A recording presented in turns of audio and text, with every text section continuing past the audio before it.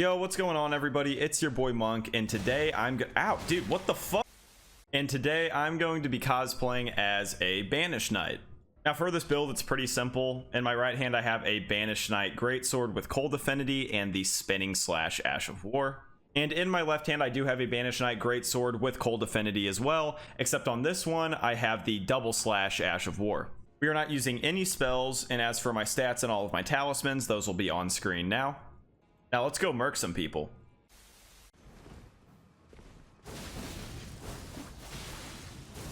Yep.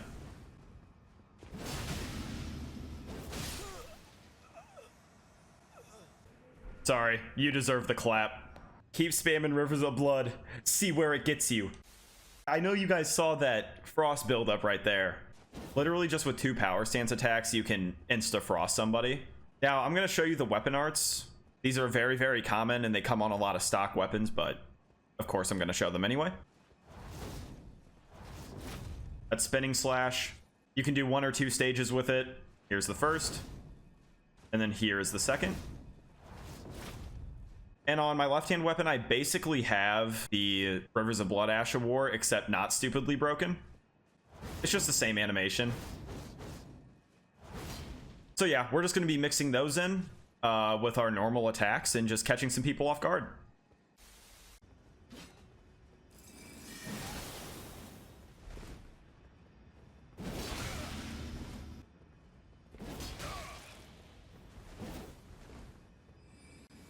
Bro, you're...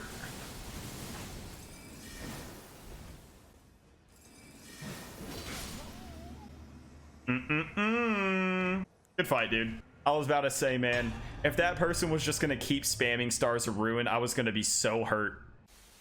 You know, I kind of want to take this time to pinpoint some things that I think are a big issue in Elden Ring PvP. So I think right off the bat, easily the best Ash of War in the game. It's not like an Ash of War where there's a learning curve and then it's really good. It's just stupidly broken. And that's Bloodhound Step.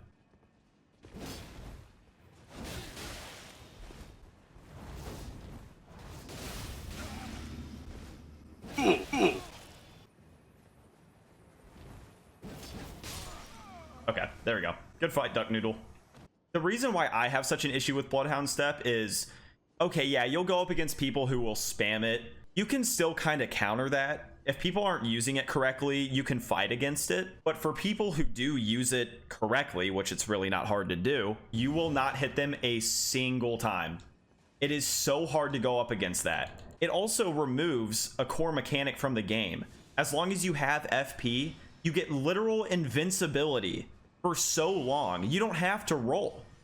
And I just think it's so overkill in PvP. Like, I've gone up against people who literally use Bloodhound Step and Bestial Sling. They didn't even use their weapon. They just continuously use Bestial Sling and Bloodhound Step, and I couldn't do anything.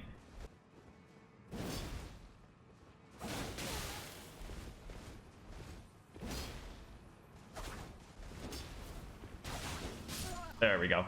Good fight. Now, of course, I just beat somebody who was using Bloodhound Step, but the point I'm trying to make here is if you want to, you can literally Bloodhound Step through every attack and have some shotgun type spell like Bestial Sling or Stars of Ruin and just cheese people to death. It's absolutely ridiculous.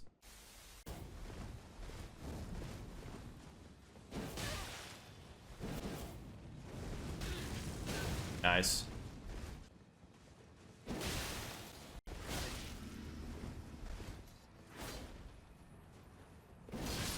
There we go. Good fight, chillin'. Probably a little bit of lag there. I feel for you, man. Oh god, I don't like this lag.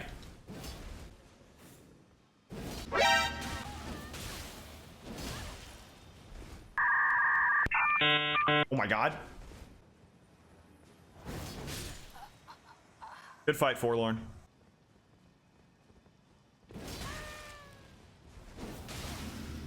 Okay.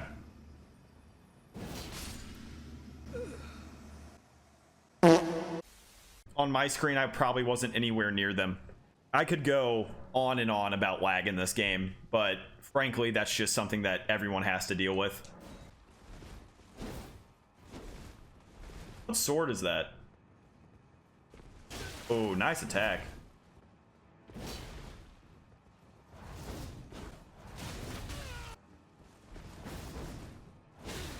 Damn it. Does anybody know if the double slash Ash of War is slower on bigger weapons? I feel like that would probably like make sense, right? Oh, look at that frostbite, dude. Ooh, hoo, hoo. Good fight, Ragnos. I like your build, man. And honestly, the most common complaint that I see whenever it comes to Elden Ring PvP is Rivers of Blood users. If Bleed wasn't as overpowered as it is, Rivers of Blood would not be as stupidly broken as it is. I think it's a super cool weapon. I think it's here to stay. Maybe kind of reduce the tracking on it a little bit if Bleed is going to stay the same. Right now, Rivers of Blood just has like the entire package, and it's just pretty annoying to go up against. And I don't know about y'all, but I'm kind of at the point now, if someone's just spamming it, I'll just run up, power through it, and attack them. But then that all depends on your build, really.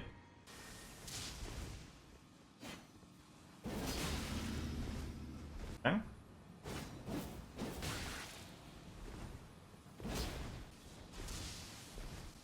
Out of magic.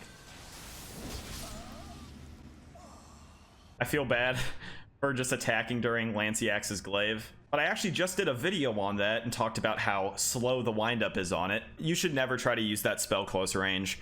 If you're going up against an aggro opponent, like, good luck getting it off and not taking damage. Okay, but anyway, enough talk about the PvP meta. I need to start talking about this build. So far, damage output, absolutely fantastic. Frost buildup, maybe a tad broken. The double slash Ash of War does feel decently slow on this greatsword, but spinning slash is definitely pretty nice. I would highly recommend it.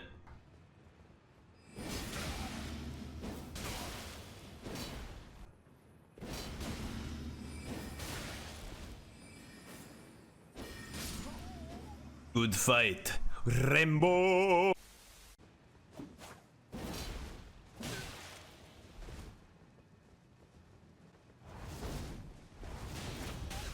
Nice. Oh no, oh god, no, please. This is very, very scary. You serious, my brother? No! Damn, man, they hit me with that waterfowl dance. That was really good. Speaking of which, that may or may not be an upcoming build. I would hate to spoil anything. A build that I'm actually very, very excited to do here pretty soon is the Insha build. Insha is by far one of the most mysterious and coolest characters in this game. He's literally just a JoJo character. I eat your ashes. Get T-posed on. What, bro? What is happening?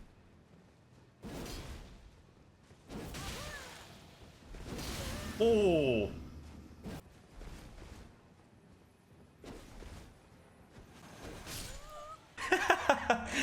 Good fight, Ashes. I like how they started spinning their halberd. They're like, yeah, take a look at this. To everybody who recommends stuff and they're like, oh my gosh, when is he going to do this build? Like, I've been requesting it for so long. Here's the thing. On my first couple playthroughs, I was very bad about getting a lot of items and talismans and stuff like that. Whenever I do a build, I want to make sure I have everything. Hello, Blood Noble.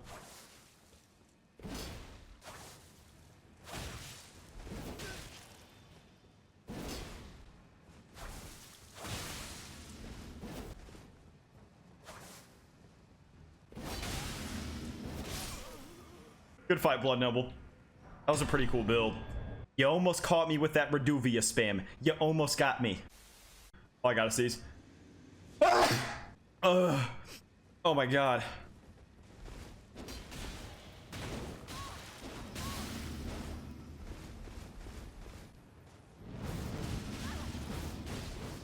Okay, well that just did like a little 800 damage.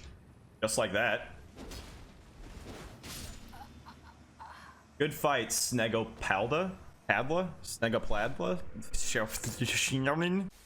Alright, let's get one more dub in the book, and then we'll call it a day. Alright, Azegod.